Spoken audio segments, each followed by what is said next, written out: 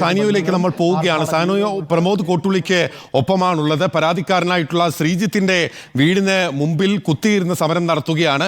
പാർട്ടിയുടെ ഔദ്യോഗികമായ അറിയിപ്പ് ലഭിച്ചിട്ടില്ല എന്നായിരുന്നു പ്രമോദ് കോട്ടൂളി പറഞ്ഞിരിക്കുന്നത്. സാനിയോ, ഇതാ ഒടുവിൽ പാർട്ടിയുടെ ജില്ലാ സെക്രട്ടറി തന്നെ പി മോഹനൻ തന്നെ വ്യക്തമാക്കിയിരിക്കുകയാണ്. പാർട്ടി വിരുദ്ധ പ്രവർത്തനങ്ങളുടെ പേരിൽ, അച്ചടക്കം ലംഘിച്ചതിന്റെ പേരിൽ, ഭരണഘടന ലംഘിച്ചതിന്റെ പേരിൽ പ്രമോദിനെ പുറത്താക്കുന്നതായി ജില്ലാ കമ്മിറ്റി ഏകകണ്ഠമായി തീരുമാനമെടുത്തിരിക്കുന്നു. ആ തീരുമാനം പ്രമോദ് അംഗമായിരുന്ന ടൗൺ ഏരിയ കമ്മിറ്റിയും അംഗീകരിച്ചിരിക്കുന്നു എന്നുള്ളത്. പ്രമോദ് പല കാര്യങ്ങൾ പറഞ്ഞിരുന്നു. ഇനി കാര്യങ്ങൾ കൂടുതൽ വ്യക്തമാക്കാൻ പ്രമോദ് ആരെയാണ് ലക്ഷ്യമിടുന്നതെന്ന് വ്യക്തമാക്കാൻ പ്രമോദ് തയ്യാറാകുമോ? സാനിയോ,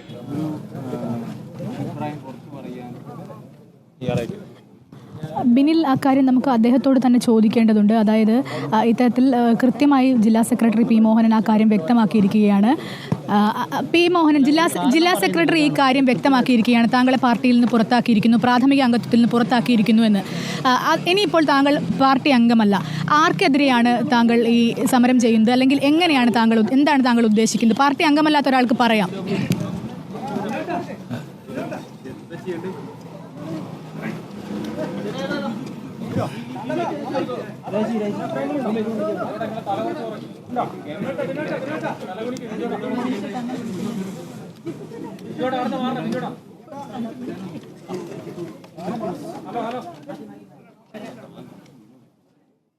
പാർട്ടി അംഗമല്ലാത്ത പ്രമോദ് എന്ന് പറയുന്ന മനുഷ്യൻ ഇത്രയും കാലമായിട്ട്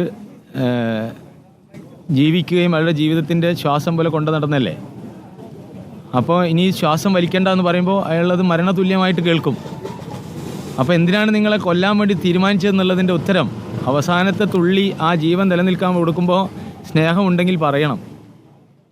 ഒരു മനുഷ്യൻ്റെ ജീവനാണ്.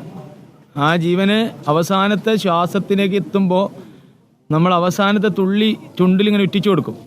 ആ ഉറ്റിച്ചു കൊടുക്കുമ്പോൾ നിങ്ങൾ എന്തിനാണ് എന്നെ കൊല്ലാൻ, അല്ലെങ്കിൽ നിങ്ങൾ ഇത്രയും കാലം ജീവിച്ച് ഇനി മതി, ശ്വാസം അടച്ചേക്കുമെന്ന് പറയുമ്പോൾ ആ അവസാനത്തെ തുള്ളി വെള്ളത്തിനകത്ത് എന്ത് ചെയ്യരുത്? വിഷം ചേർക്കാൻ പാടില്ല. വിഷം ചേർത്ത് കഴിഞ്ഞാൽ മരണപ്പെട്ടല്ലോ. അതായത് എൻ്റെ പ്രസ്ഥാനത്തിൻ്റെ ഭാഗമായിട്ട് നിൽക്കുമ്പോൾ ഞാൻ അതിൽ നിന്ന് പുറത്താക്കിപ്പെട്ടു എന്ന് പറഞ്ഞാൽ ഞാൻ മരണപ്പെട്ടു എന്നാണ്. എൻ്റെ ജീവിതമാണ് പോയത്. ആ ജീവിതത്തിനകത്ത് ഇങ്ങനെയാണ് ഇയാൾ ചെയ്തത്. 22 ലക്ഷം രൂപ കോഴ പ്രമോദ് വാങ്ങിച്ചിട്ടുണ്ടോ? അത് ഈ സമൂഹത്തിനോട് പറയണം. പക്ഷെ അത് പറയുന്നില്ല. നിങ്ങൾ പറഞ്ഞ കോലാഹലം കാരണമല്ല, അല്ലെങ്കിൽ ഈ കോഴവുമായി ബന്ധപ്പെട്ട കാര്യങ്ങളല്ല എന്നാണ് പറയുന്നത്. കൃത്യമായ ഒരു കാരണം പറയുന്നില്ല. ഇതിന് പാർട്ടി അച്ചടക്കത്തിൽ നിരക്കാത്ത പ്രവർത്തനം നടത്തിയെന്നാണ് പറയുന്നത്. അങ്ങനെ എന്തെങ്കിലും പ്രവർത്തനം താങ്കൾ നടത്തിയിട്ടുണ്ടോ? പാർട്ടി, അതായത് ഒരു സഖാവ് എന്ന നിലയ്ക്ക് എൻ്റെ അടുത്ത്, എൻ്റെ നാട്ടിനകത്തുള്ള എൻ്റെ പാർട്ടിക്കാർ മാത്രമല്ല, എതിരാളികളായ മനുഷ്യരും എതിർ പാർട്ടിക്കാരും എല്ലാ ആൾക്കാരും എൻ്റെ വീട്ടിനകത്ത് വരാറുണ്ട്, സഹായം അഭ്യർത്ഥിക്കാറുണ്ട്. ആ സഹായം അഭ്യർത്ഥിക്കുമ്പോൾ അവർ പറയുന്ന വിഷയം മാത്രമേ ഞാൻ കേൾക്കാറുള്ളൂ. അവരുടെ രാഷ്ട്രീയം അല്ലെങ്കിൽ മതം, ജാതി ഒന്നും നോക്കാറില്ല. എൻ്റെ വീടിന് ഗേറ്റില്ല. 24 മണിക്കൂർ എൻ്റെ വീട്ടിനകത്തേക്ക് പല കാര്യത്തിനും ആൾക്കാർ വരും. ആ ആൾക്കാർ വരുമ്പോൾ അവർക്ക് ഞാൻ സഹായം നൽകിയിട്ടുണ്ടാകും.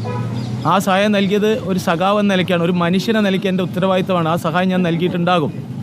ആ സഹായം നൽകിയതിൻ്റെ ഭാഗമായിട്ട് ഏതെങ്കിലും തരത്തിൽ എന്തെങ്കിലും അഭിപ്രായ വ്യത്യാസം, സംഘടനാപരമായ വിരുദ്ധമായ പ്രവർത്തനം ഉണ്ടെങ്കിൽ അതും പറയണ്ടേ? അത് അറിയണോ? ഞാൻ ഒരു കാര്യം മനസ്സിലാക്കണം.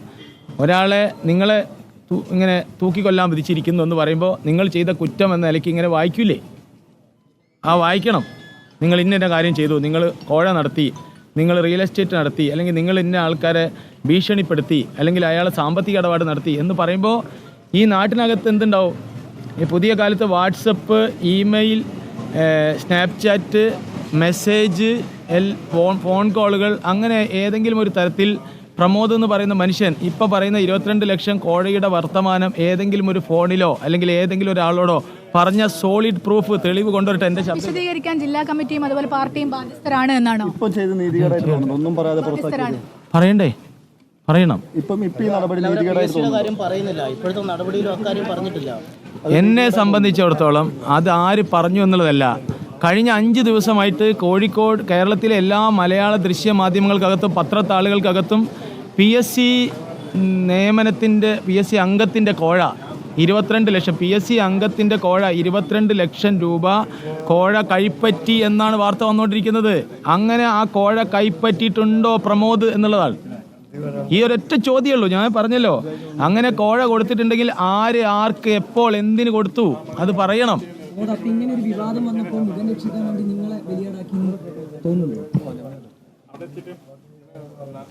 ഞാനിപ്പോൾ എൻ്റെ വീട്ടിൻ്റെ അകത്ത് വന്നിട്ട് ഈ നല്ലതുപോലെ ഇരിക്കുന്ന എൻ്റെ അമ്മയെ പിടിച്ചിട്ട് ഈ മഴ പെയ്യുമ്പോൾ ഇവിടെ ഓക്കെ, പാർട്ടിയോട് നേരിട്ടുള്ള ചോദ്യങ്ങൾ ചോദിക്കുകയാണ്. ആര് ആർക്ക് എപ്പോൾ എവിടെ വെച്ച് എങ്ങനെ പണം കൊടുത്തു എന്ന് വിശദീകരിക്കാൻ പാർട്ടിക്ക് ബാധ്യതയുണ്ട്. അല്ലാതെ സംഘടനാ വിരുദ്ധ പ്രവർത്തനങ്ങൾ ഭരണഘടന ലംഘിച്ചു എന്ന വിധത്തിൽ പരത്തിപ്പറയല്ല, കൃത്യമായ കാര്യങ്ങൾ വിശദീകരിക്കാൻ പാർട്ടി തയ്യാറാകേണ്ടിയിരുന്നു എന്നുള്ള കാര്യമാണ് പ്രമോദ് പറയുന്നത്. പക്ഷേ ഇപ്പോഴും പ്രമോദ് ആരെയാണ് ലക്ഷ്യമിടുന്നത് എന്ന കാര്യം തുറന്നു പറയാൻ പ്രമോദ് തയ്യാറായിട്ടില്ല.